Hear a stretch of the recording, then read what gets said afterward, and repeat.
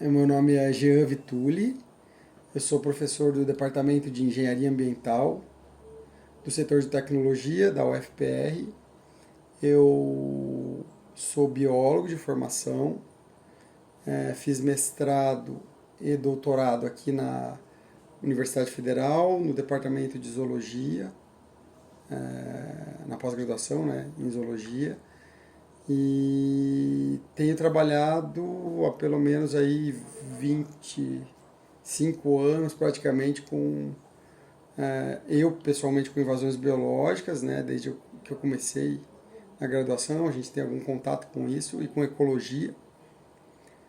Ecologia desde ecologia mais basal, básica mesmo, autoecologia de indivíduos, populações, até ecologia de ecossistemas, né? A gente tenta trabalhar em vários níveis aí, hierárquicos, vamos dizer assim, de biológicos, e tentado trabalhar com ecologia aplicada, né? De várias formas, principalmente pensando em conservação. Eu sou professor também, dou aula na pós-graduação, no programa de pós-graduação em engenharia ambiental, e também dou aula no programa de pós-graduação em ecologia e conservação, que é um programa intersetorial, vamos dizer assim.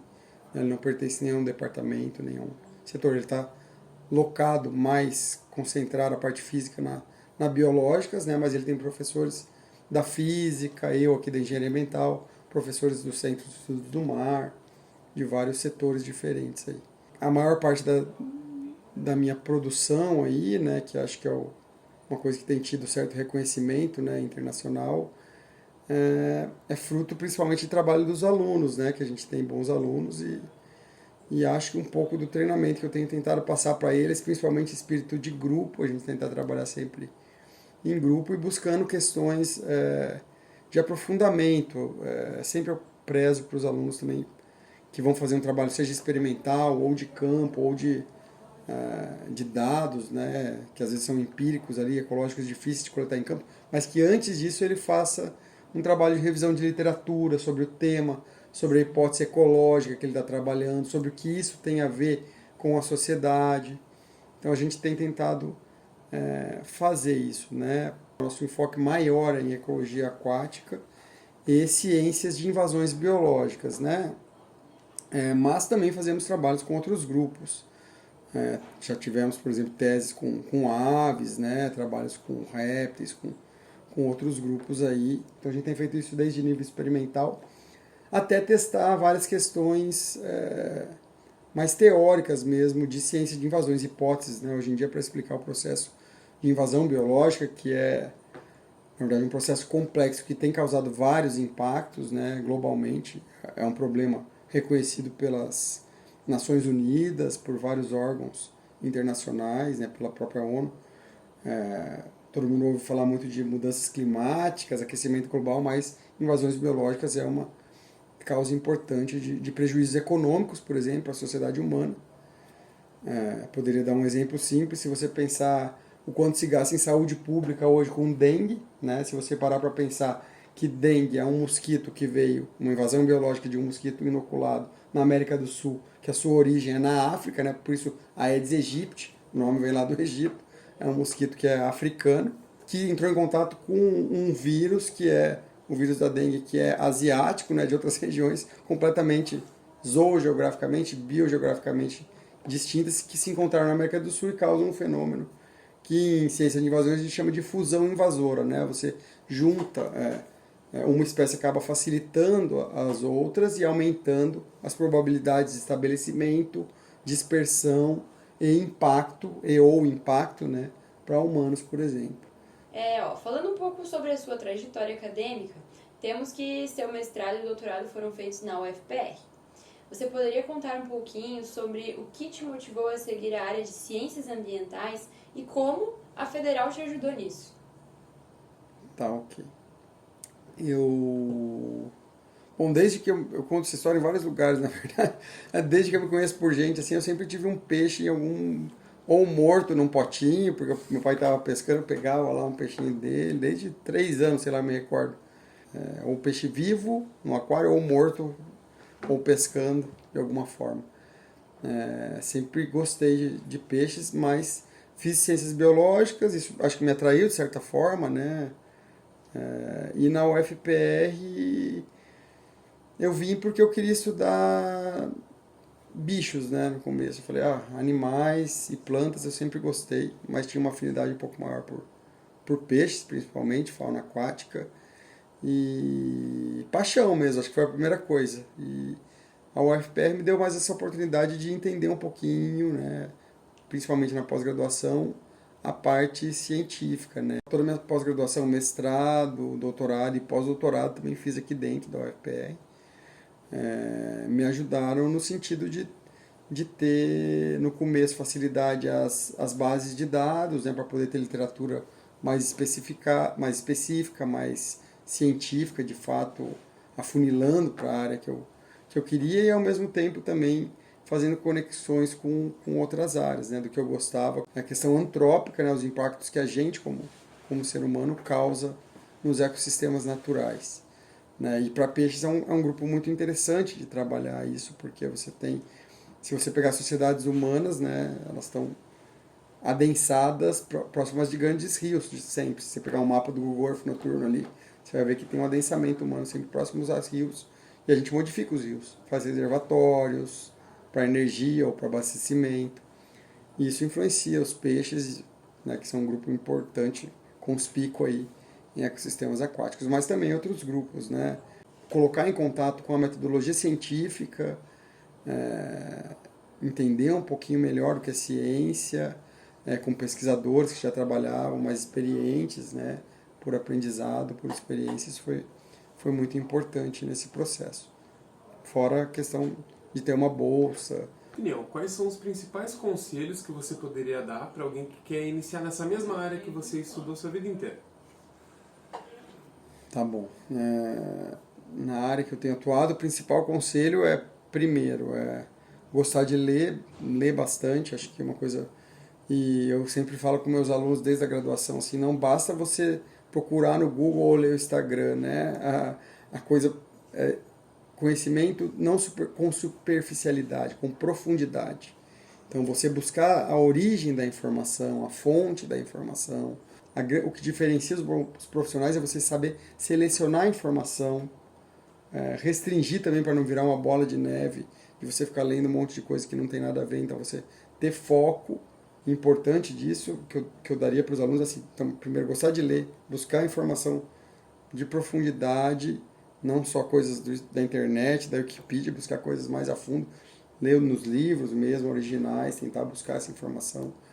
E também fazer conexões com pessoas que sejam melhores que você, né? Então, assim, buscar bons professores, buscar contato com bons profissionais da área que você quer. A essência é isso, se você tem amor a alguma coisa, gosta de alguma coisa, buscar literatura, ir a fundo nessa informação. E na minha área, ir muito a campo, eu acho que é uma coisa importante, né? Você não ficar só com a experiência teórica, né? Na área de ecologia, por exemplo, se você não vai a campo, você não tem boas ideias. Como eu acabei de dar o exemplo do livro que eu acho que é a Bíblia, vamos dizer assim, da ecologia, que é o livro Origem das Espécies do Darwin. Outros livros também, como esse livro aqui, The Invasion Ecology by Animal and Plants, é um livro também de um pesquisador antigo já, né? 1958. Ele ficou vários anos engavetado sem muitas pessoas, e hoje em dia é um problema recorrente aí, e consultaram coisas que o Elton falava em 1958. Então, assim, é o que eu falo, buscar a informação lá na base, na origem, para você entender de onde ela veio, as ideias que a gente está analisando hoje.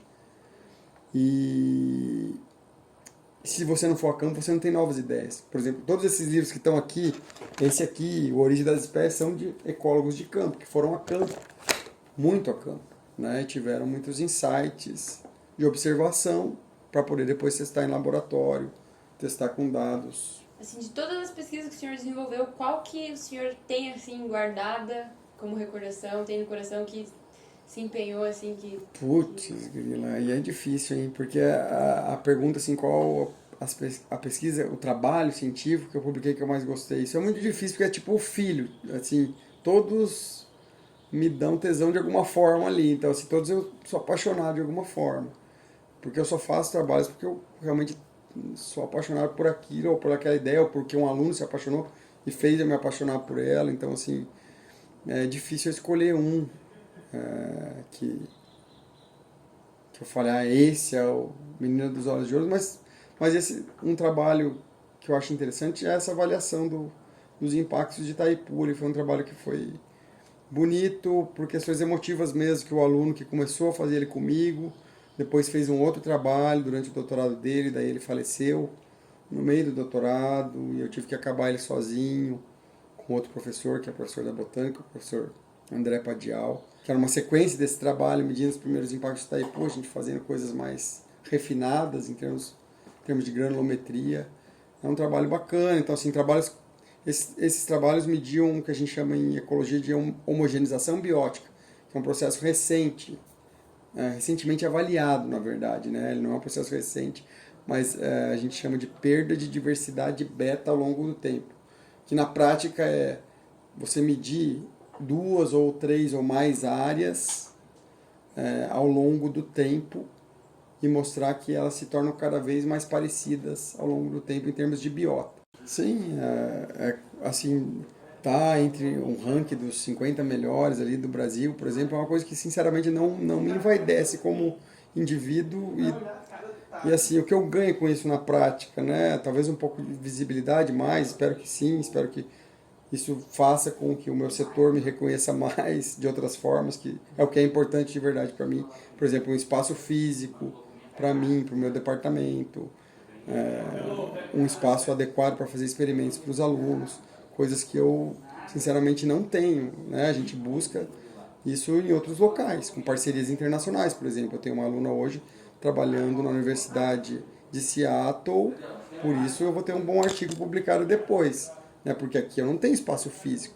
O que eu tenho? Bons contatos, graças a outros trabalhos que a gente publicou também, que foi suado, esse que é o ponto. A mensagem assim, é muito suor por detrás disso, então por isso não me envaidece, não é suor meu, né? Tá categorizado lá entre os 50 melhores da área de ciências ambientais por um ranking importante, é legal, é legal. Mas assim, isso é fruto do quê? Dos alunos que fizeram grande parte dos trabalhos e talvez o único mérito que eu tenho é ter abraçado as ideias deles, tentado orientar de alguma forma para ajudar, né, o máximo possível, como tornar essa ideia deles, que às vezes era muito local, fazer com que ficasse publicado numa revista talvez internacional, de maior visibilidade, por isso você tem mais citações, que é o que a cientometria lá mede, né? De fato é isso. Quantas vezes seu trabalho é citado por outros trabalhos lá, que sejam indexados em revistas internacionais. Então isso a gente tem um treinamento para isso, né? Vamos dizer assim, eu tive a felicidade de gostar um pouco de cientometria e entender como funciona esse processo e bons professores que me ensinaram, né? Isso na base. Então, assim, às vezes nem professores formais meu, mas colegas que eu via como ele fazia e aprendia também por tentativa e erro. Eu acho que a gente teve essa felicidade de trabalhar também com um tema que é de relevância, né, que são as invasões biológicas, que tem um grupo que não é um grupo grande internacional de pesquisadores, mas um grupo muito produtivo, então é um pequeno grupo, mas muito produtivo, que ataca questões de ecologia aplicada bem profundas mesmo. Então isso também ajuda muito, né, o tema que a gente trabalha. Não, realmente não me envaidece, assim, só me deixa mais consciente de que eu estou no rumo certo, pensando na linha que eu escolhi e para onde eu estou levando meu conhecimento básico de ecologia, que é uma linha bem aplicada para invasões biológicas, que são problemas, como eu falei, problemas que têm a ver com saúde pública, com questões sociais como pesca, por exemplo. A gente ajudou a mudar a legislação junto com outros colegas em um estado inteiro, como Rondônia, onde era proibido se pescar o pirarucu, o arapai magigas, e a gente mudou essa legislação explicando que, apesar de ser um peixe da bacia amazônica, ele não ocorria na bacia do Rio Madeira, né? Ele ocorria em outras regiões, e como foi construído reservatórios também.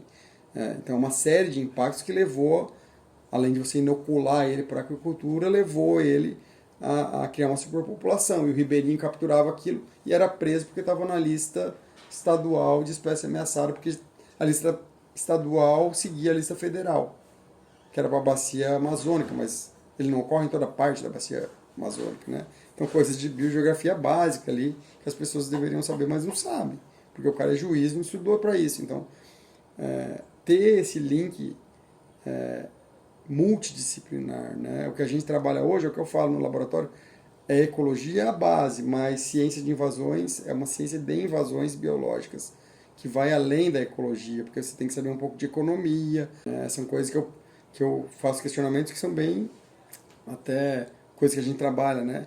São reflexões que a gente não tem muitos dados, mas que influenciam de forma, eu diria, filosófica e psicológica. Imagine se todos os lugares que você fosse, você tivesse a mesma flora e fauna.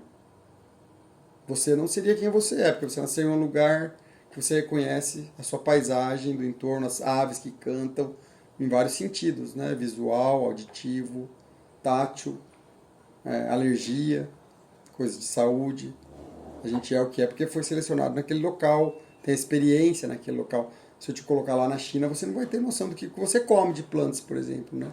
Se eu te colocar, por exemplo, eu nasci no Cerrado, de São Paulo, eu sei o que eu posso comer lá de fruta nativa. Porque eu gosto um pouco de biologia, conheço, uma pessoa de idade local vai saber se você translocar ela para outro lugar. E se for tudo igual?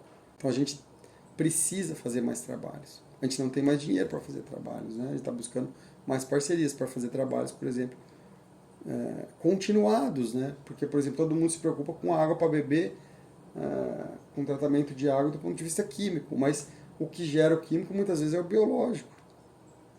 Se começar, que nem em Ponta Grossa, começou a sair na água das pessoas um monte de larvinha, o que a sociedade vai querer saber? O que está causando isso? Se o Estado não dá valor em monitorar a biota, é difícil você saber o que é. Né? Pode ser uma coisa indireta, pode ser uma coisa direta. Então a gente precisa entender a biota, por exemplo, para entender melhor a qualidade dos ecossistemas que a gente vai usar para abastecimento, para turismo. Então, te quero agradecer o prof pela disponibilidade. Eu falo demais, se deixar eu fico até amanhã. É muito legal para nós ver sua paixão pelo que faz e Obrigado. o que o senhor conquistou com isso, e o seu carinho e investimento nos alunos. Obrigado, a minha parte eu queria em dinheiro, mas não consegui ainda. Mas tudo bem.